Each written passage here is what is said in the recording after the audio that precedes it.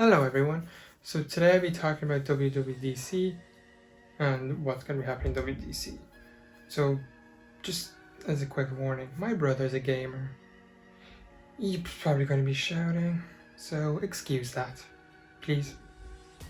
Okay, so let's get into it. So today I'll be talking about iPadOS/iOS 14, macOS 10.16, AirTags, AirPod Studios, and the Imac redesign. So first up, iOS 14. So this year is going to be a bug squashing and stability update for both macOS and iOS. So I wouldn't be expecting too many new features, just to keep your hopes down for that. The first new feature to be rumoured was widgets. Yes, I know, Android's had them for years, but it's been rumoured this year that iOS is going to get them. They were found in iOS 14 code, I think, in some glyphs. There's some glyphs of pictures of the iOS home screen that had like widgets and the apps surrounding the widgets, etc. So that's one new rumoured feature. The next thing is a new wallpaper switcher. I know, so interesting. Not boring at all, but it's a change nonetheless. They're apparently making a new wallpaper switcher, and apparently there's going to be third-party wallpapers coming as well. I don't really know what that means, to be honest, because you can download third-party wallpapers at the moment, so I honestly don't know what that means. If you remember, a couple of months back they bought Dark Sky, which is a weather app. So if they bought it, that probably means they're going to be integrating it into iOS, which means the weather app will obviously be getting an update. They are also going to get rid of it on the Google Play Store, which is really a jerk move in Apple. Next is translations in Safari. So apparently there's a leak that Safari will be getting better translations, so like if you're on a foreign website, to get it translated into your language, built into Safari rather than having to use a third-party tool. This also translates, pun not intended, into Siri. Siri will be able to translate things better and do it offline, because it's all going to be done on device. So the next update is rumored to be Imessage.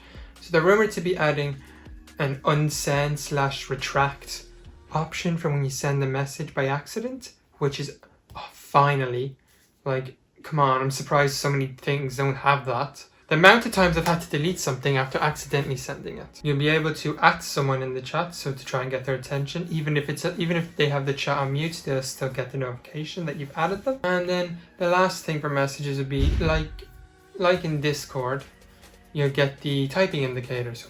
So username here is typing. They are a few nice small updates to iMessage. And finally, which is going to be on iOS, iPadOS, watchOS, and tvOS. And macOS, I think.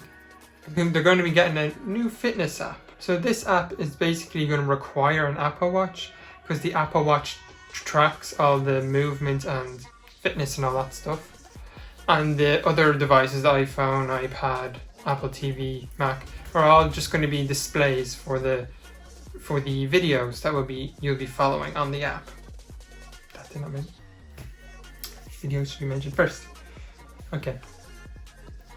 So what's also rumored to be coming to iOS is a new fitness app, where you'll be able to download and watch fitness videos, which I'm presuming they're going to probably make it another subscription service as well. Wouldn't be surprised. So you'll be able to download and watch fitness videos of all types of exercises, and this will require an Apple Watch, as the Apple Watch just tracks all the fitness, calories, etc.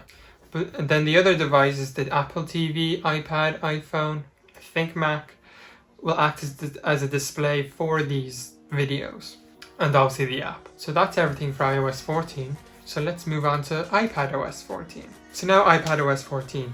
Another feature to be rumored is that when you write on the iPad, it will convert to text when you're using the Apple Pencil. Like the Samsung Galaxy Note, when you're using the S Pen, you can convert your handwritten notes to text. That would be really handy for people in college and stuff taking notes, or even just business, just being able to write it down and then it converts into clear text for other people to read. And another feature then that they're going to add to the Apple Pencil is the ability to draw on websites and mark up text. Now this next rumour was released by John Prosser, and it's about pro software, which I'm actually quite excited about. So Prosser has said that it's very highly likely that Final Cut Pro, Logic Pro, and even maybe Xcode is going to be launched on the iPad this year. Like, I'm relieved to hear that. Which I am really excited for. Thank you, Logic Pro and Final Cut being the two I'm really excited about. And that would be really good because along with all the other apps are already on it, like Lumour Fusion, Adobe Photoshop, Affinity Photo, Affinity Designer, and next year Adobe's putting Illustrator on the iPad. Going to start developing Illustrator for the iPad. With all these pro apps coming to the iPad, it's starting to become more and more of a computer replacement, especially for professional creatives. Maybe not a computer replacement, but maybe an alternative for when you're on the go or something, or going to an event, you need to edit a video. Instead of lugging around a heavy laptop, just bring the iPad. That's it for iPadOS 14. So let's move on to macOS. So just like iOS, macOS this year is going to be getting a bug squashing and performance/stability update. There won't be many new features. The first of the few new features they're rumored to be launching in macOS 10.16, and one of those few features is iMessage. So iMessage will be getting updates to be more along the lines of iOS and iPadOS. Thank God, finally. No, sent with slam effect text. Now they'll actually display the slam effect. Like, that has been so inconsistent for years. Then they'll also be getting the new rumored iMessage features for iOS 14 on macOS as well. Alongside the Messages app, Shortcuts is rumored to be coming to macOS, as all the baseline code for it is in Catalina, according to Apple Insider. All of this ties in with Catalyst, as in iOS 14 there was code for Catalyst apps for iMessage and Shortcuts for macOS. Next, the announcement of the switch to ARM for Mac. So everyone seems to be claiming that Apple's going to be announcing the transition to ARM processors for the Mac this year in WWDC. The Worldwide Developers Conference is an annual event where Apple showcases new software and technology. You can get all the details at apple.com. That is the third time she has gone off without me saying, "Hey Siri." Mm-hmm. This would have a lot of advantages. The advantages would be they make them in-house, which makes them cheaper. They'd be able to optimize them and make them perform even better. Because they're ARM chips and not Intel's hotcakes, they'll probably be able to cool them better. Maybe possibly even not need a fan, though they probably most likely will put a fan. But that'll hopefully mean that they'll perform even better than Intel's current chips. Hopefully we'll get more information about this ARM transition in WWDC on Monday. So close! We haven't heard much about the AirPods Studio. All we've heard is that they will be getting the AirPods easy and convenient connecting method, which is a good thing, and that you won't be able to put them on wrong, as if you put the left ear on the right, the left ear cup on the right and the right ear cup on the left, I think I did that wrong, it will automatically switch them somehow, so then you won't be able to put them on wrong. You just put them on, connect, go. Listen to your music or whatever. That's all we've really heard for AirPods Studios. There was a glyph showing what they might look like, but other than that, not really much. Though I would like new colours. I would like a nice matte red and a matte black. Oh, they would look sick. So next is the iMac redesign. The iMac has had the same chin with thick bezels since 2007. It's had that same, not this aspect ratio, but the design of black bezels, this thick on the chin, since 2007. That is 13 years. 13 years of no design change, apart from getting thinner at the side and the aspect ratio.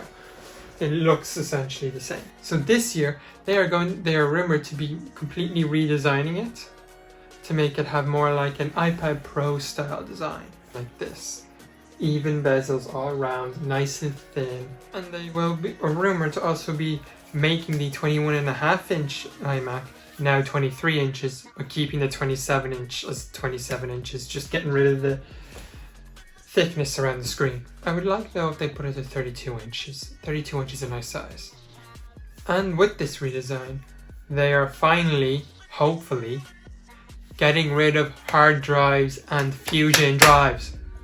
They are really, really slow. There's still 7200 RPM hard drives in these things. It's 2020. All their MacBooks are SSDs. The Mac Pro is SSDs.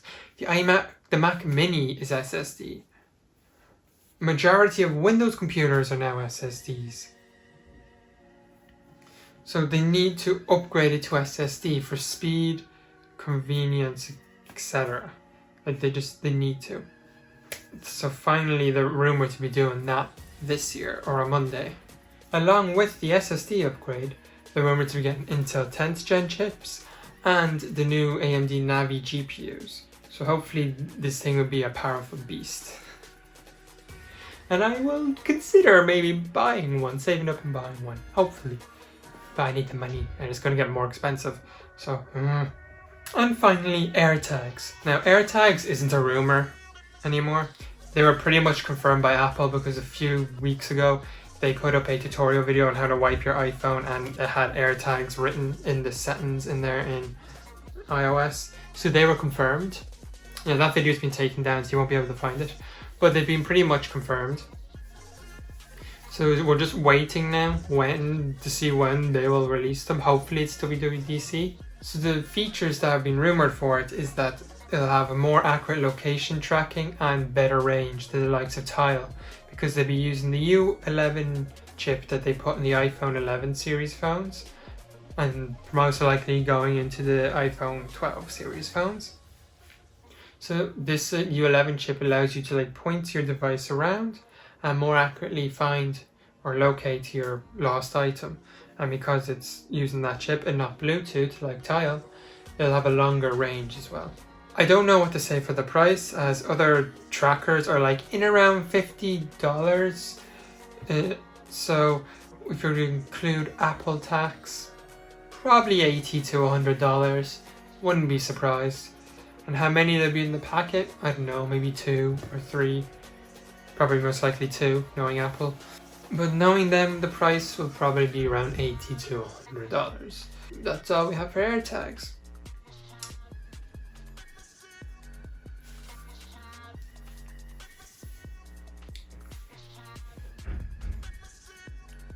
So that's it for today's video.